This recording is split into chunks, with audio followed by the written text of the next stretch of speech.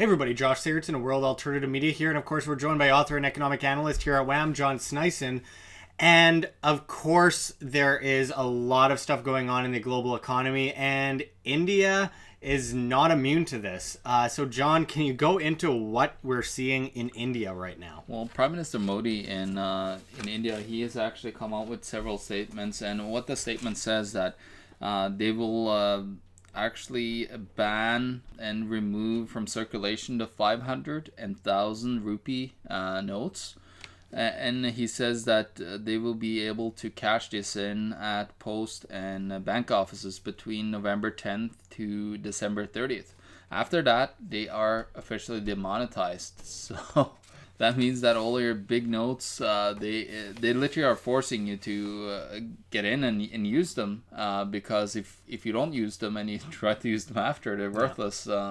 As of the government, there might be some value to them on the actual black market. But they definitely will fully demonetize them, and the government has already forced hospitals, pharmacies to not accept them anymore after November 8th. So they're really coming after the people, and they say it's to, try to clear the corruption in India. We know that India is doing business in India. You need to bribe officials in order to do any form of business over in India. I talked to business owners that I know personally that have done business over there, and they tell me, you're gonna have to give some officials some money in order to get anything done in India.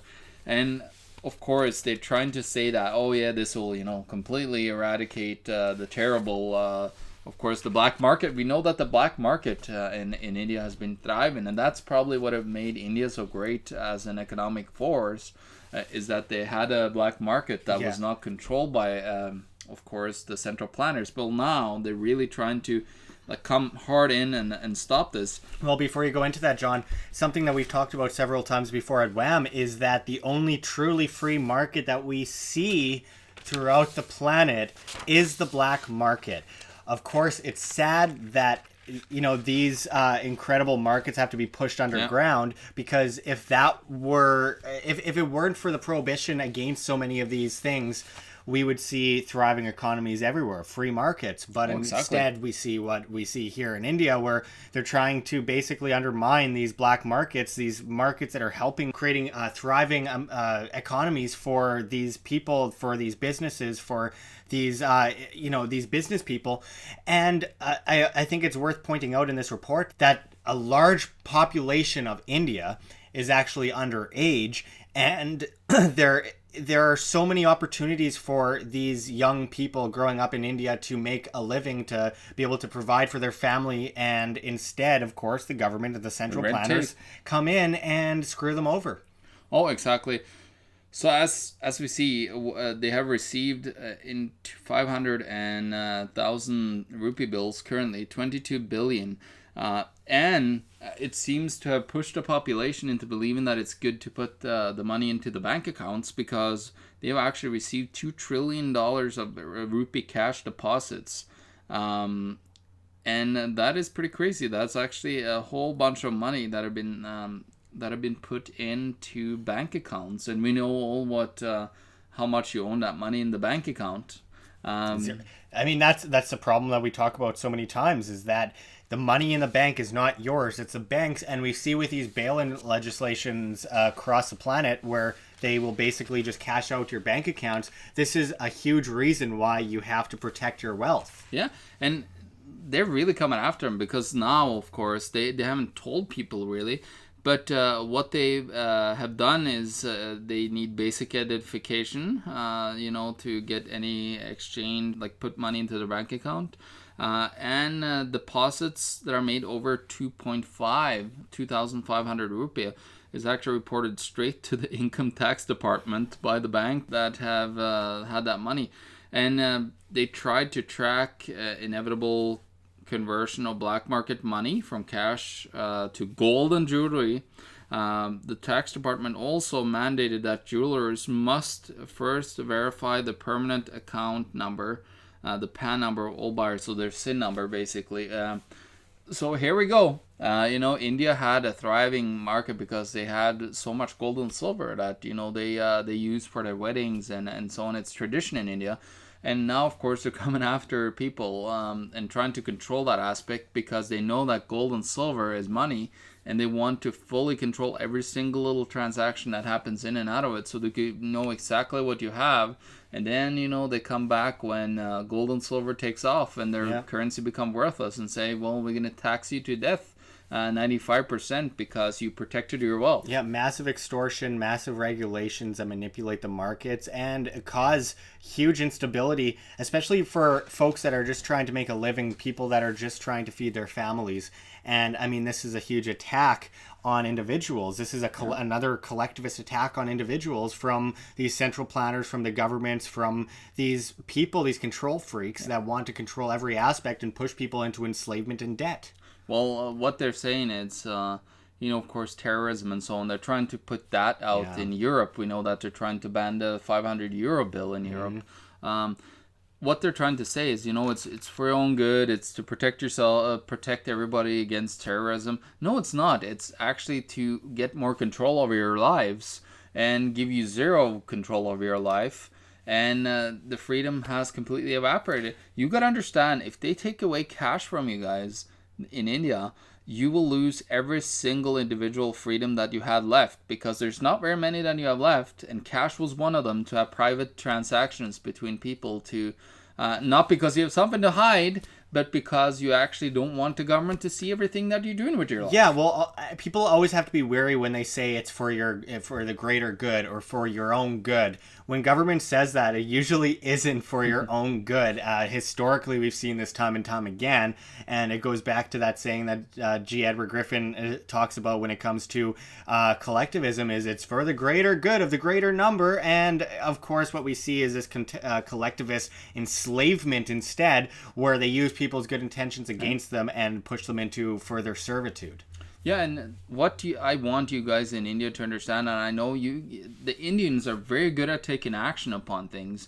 And they're very good with business. Yeah, they're not like lazy Westerners. A lot of lazy Westerners, to be honest. They're hardcore. Like, they actually, like, go and look here in Winnipeg and in Manitoba where we live, Canada, all the business owners that pops up that are Indian, they work really hard, and they're not lazy people. Like, it's part of their culture to look for opportunity, right? Yeah, because there's so many people that if they don't, they're gonna suffer. Absolutely. So, they've learned that from day one, that it's very important to be productive and do great things with your life. And that's what they're doing. And I commend them for that. It's an incredible thing. And of course, as always, every time people see opportunity, every time people try to do their best to provide, to create, to innovate, the government, the central planners, they come in and say, hey, we got an opportunity for you. And then, of course, they get their freedoms taken away. They get their liberties taken away. They are pushed into servitude once again. And it creates vast amounts of instability. It causes all the problems they say that they want to solve. And it's so sad to watch this happen over and over again on a global scale, because these globalists think that they know what's best for us, when really it's what's best for them as we suffer. Well, talking about this topic, I actually saw, I don't know if you've seen the series, I haven't even either yet, but I saw it was a series called Genius, which is about healthcare revolution, where they actually, it says no red tape, it says on the series. I almost laughed to death when I saw that. Yeah. And this is what we need. We need no more red tape. Like, let's cut the government. Let's get rid of all this government waste, because they're just taking our money and wasting it into nothing. There's no value or anything getting created from. They only take from us. So what you got to understand, we need to remove this red tape. Yeah. We actually need to be able to thrive more and create more value in society, because the government is stopping value, stopping creation and everything. And we slowed down over the last year. We could have been so much further if it wasn't for the government. So I want to tell the people in India, of course, protect your wealth, have your gold and silver, understand like what they're trying to do. They want to control you guys. They want you to put that money into the bank account, so the banks could, then play with it and lose it, as they've done so many times over here in Western countries and all over the world. And make sure that you understand that having a business and being and running a business, for you Indians, you need to understand that you don't want to move towards Norway, Sweden, and other countries that have a 70 to 80% tax rate when it comes to total taxation, going back to the government after everything is paid for throughout your daily transactions. So stop moving towards a socialist state. Try to start alternatives, use Bitcoin, use alternatives and start alternative economies, because I know you Indians are great to do that. It's time to stop letting these globalists wanting to take over your economies and enslaving you. Yeah, absolutely. It's such an important point to make, and we make it over and over again here at WHAM because we've seen this happen over and over again throughout societies throughout the world. And I think it's really important that people stand up.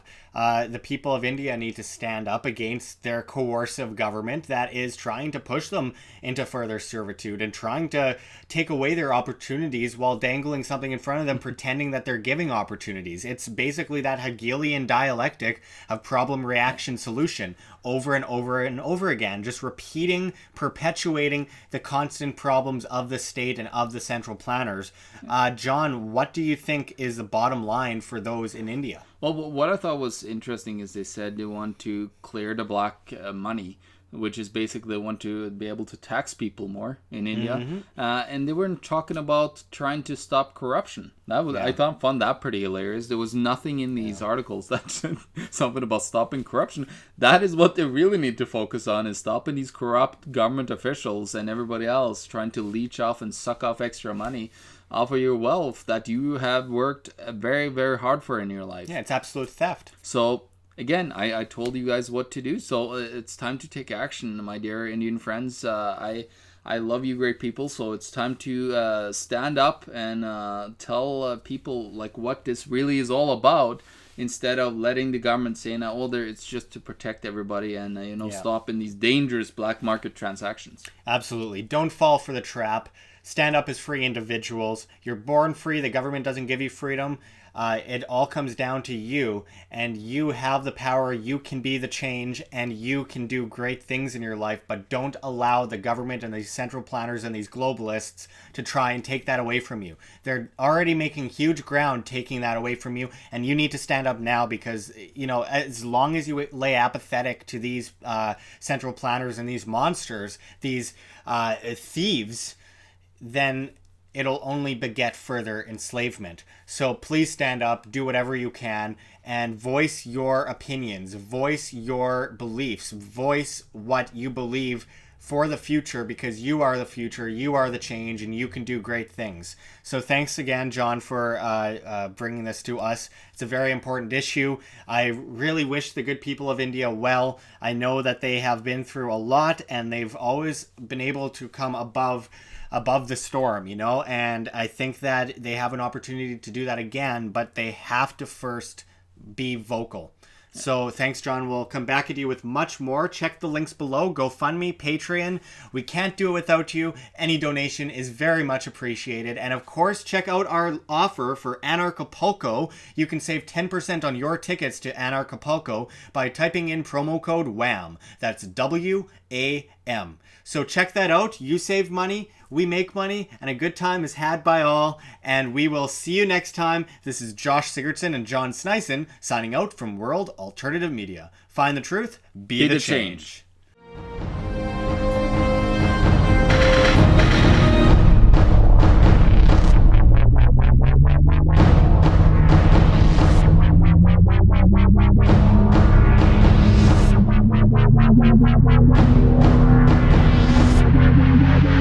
Bye.